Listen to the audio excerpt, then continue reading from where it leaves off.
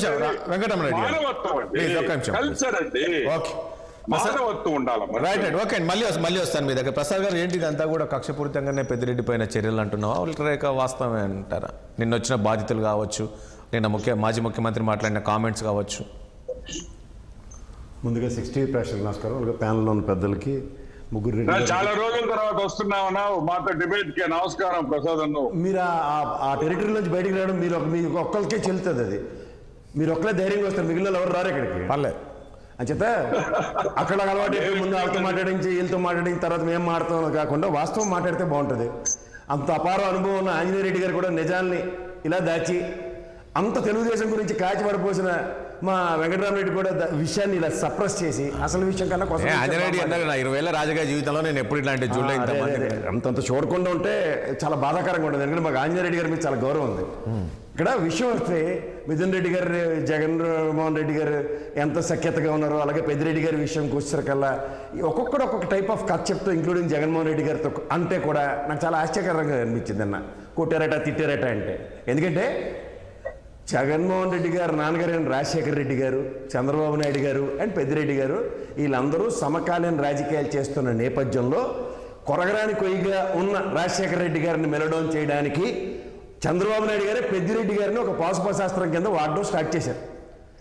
With in a span of no time ఆయన individual ఎంటిటీగా establish అయిన దగ్గర నుంచి చంద్రబాబు నాయుడు గారికి, పెద్దిరెడ్డి గారికి ఒక పెద్ద అగాధం ఏర్పడింది. వాస్తవానికి కొంతకాలం పెద్దిరెడ్డి గారు అనే వ్యక్తి రాజశేఖర రెడ్డి గారికి కూడా కొరగడానికి పోయే. ఈ రాజకీయ నేపథ్యాల్లో ఇవాళ వాళ్ళు ప్రత్యర్థిగా ఒక తెలుగుదేశం పరంగా అయి నుండి ఆ ఒక పక్క కాంగ్రెస్ పరంగా ఉండి వాళ్ళు వైఎస్ఆర్సీపీ పరంగా ఉన్నప్పుడు ఆ రైవల్రీ అనేది కంటిన్యూ అవుతూనే ఉంది. ముఖ్యంగా పొంగనూరు ఆ టెరిటరీ అంతా ఇంక్లూడింగ్ రాజంపేట, రగాయతు వాళ్ళ నియోజకవర్గం దాకా వాళ్ళకి బ్రహ్మాండమైన పట్టున్న నాయకులు రాజకీయ క్షేత్రంలో. ఇవాళ మీకు ఎంత ఆడ్ సర్కమ్స్టాన్సెస్లో 164 గెలిచిన కూటమికి నిజంగా అనుకుంటే పెద్దిరెడ్డి గారిని, వాళ్ళ అబ్బాయిని, వాళ్ళ బ్రదర్ని ఓడించడం నల్లేరు మీద నడక. కానీ అది జరగలేదంటే దాని అర్థం ఏంటంటే కొన్ని రాజకీయ క్షేత్రాల్లో వీళ్ళకి ఇంకా వీటో పవర్లు రాలేదని. రెండోది ఆంజనేయ రెడ్డి గారు ఇవాళ నేను ఫస్ట్ టైం ఆశ్చర్యపోయాను. ఎందుకంటే ఆయన మాట్లాడుతూ ఉంటారు, ఒక్కొక్కసారి చాలా బాగా మాట్లాడతారు. కానీ ఇలాంటి ఘరావులు ఇవన్నీ అంటే వైజాగ్లో 2014 నుంచి 19 నుంచి మనం ఎవరో బయట వాళ్ళు అయితే పోనీ మన మాట ఇంకా సరే. ఈ గంటా శ్రీనివాసరావు గారు, ఇప్పుడు ఉన్న స్పీకర్ గారు అయ్యన్న పాత్ర గారు జుట్లు పీక్కొని ఉదంతం వీళ్ళు ఎత్తుకెళ్ళిపోయారు, వాళ్ళు ఎత్తుకెళ్ళిపోయారు అన్న విషయం మర్చిపోయి ఇవాళ పొంగనూరుకు వచ్చారు కదా. ఆయన ఫస్ట్ టైం గెలిచిన ఎమ్మెల్యే గారు కదా. 2014 నుంచి 19 దాకా ఎన్డీఏ మొదటి కూటమి, తర్వాత తెలుగుదేశం ప్రభుత్వంలో కూడా పెద్దిరెడ్డి గారు ఎమ్మెల్యే. ఆయన ఆ నియోజకవర్గంలో నిజంగా ఇన్ని దాష్టికాలు చేస్తే ఖచ్చితంగా ఎన్డీఏ టైంలోనే ఫస్ట్ 2014-19లోనే నోటిఫై ఉందను. అప్పుడు కూడా రైల్వే ఉంది కదా. అంటే భయపడ్డారు పబ్లిక్, అక్కడ ప్రజలు భయపడ్డారేమో. అరే ఎన్ని రోజులు భయం పడతారండి ప్రభుత్వం ఉన్నప్పుడు? ఇప్పుడు ఎందుకు భయం పట్టలే?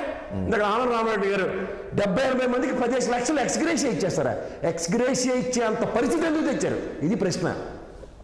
ప్రభుత్వం మధ్యలో మాట్లాడలే. మీకు మీ కార్యకర్తలకు సహాయం చేసే మనస్తత్వం మీకు లేదు. కార్యకర్తలు గౌరవ సాయం చేసిన పైకి ఎగ్జిబిషన్ పెట్టుకోరు. అలా ఒక పవన్ కళ్యాణ్ గారికి చెల్లింది.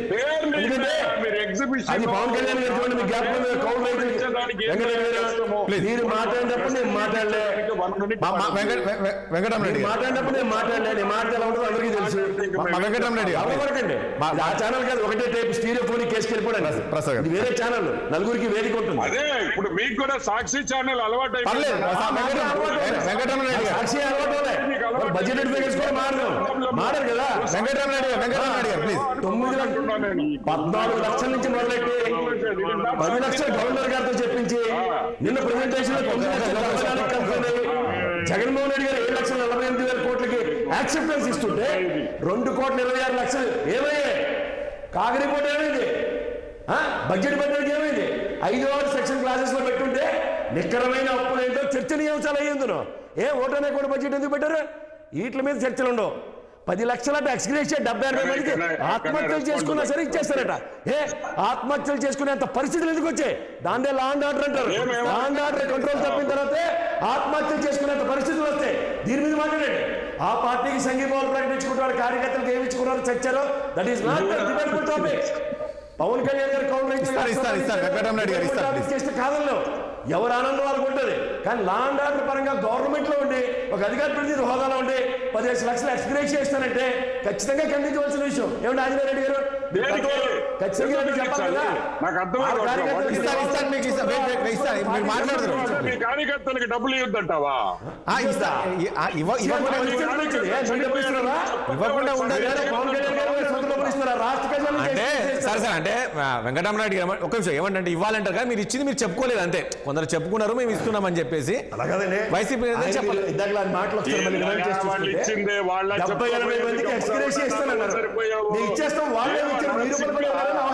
అసలు ఒక్క రూపాయి సహాయం చేయలేని దుస్థితి అది వాళ్ళ స్వార్థం. కానీ ఈ రోజు 10 లక్షలు ఎక్స్గ్రేష్ చేసే పరిస్థితులు తీసుకొచ్చారంటే ఆత్మహత్య సదృశ్యాలు తీసుకొచ్చారంటే లా అండ్ ఆర్డర్ గాడి చెప్పిన అర్థం. కేఎస్ ప్రసాద్ గారికి నమస్కరిస్తున్నాం, మేము నమస్కరిస్తున్నాం. అబ్బా పేర్లు ఫోటోలు అంటే మా అనితమ్మ పోయి హోమ్ మినిస్టర్ పోయి ఆడ మీ ధర్నాలో పోయి మీ ఫోటోలు చూసుకొని అబ్బాబ్బా ఏ ఊరు అబ్బాయి అబ్బాయి ఇతనా ఆమె మేము వాట్సాప్ లో పెట్టి ఈ అబ్బాయి ఈ అబ్బాయి చనిపోయాడు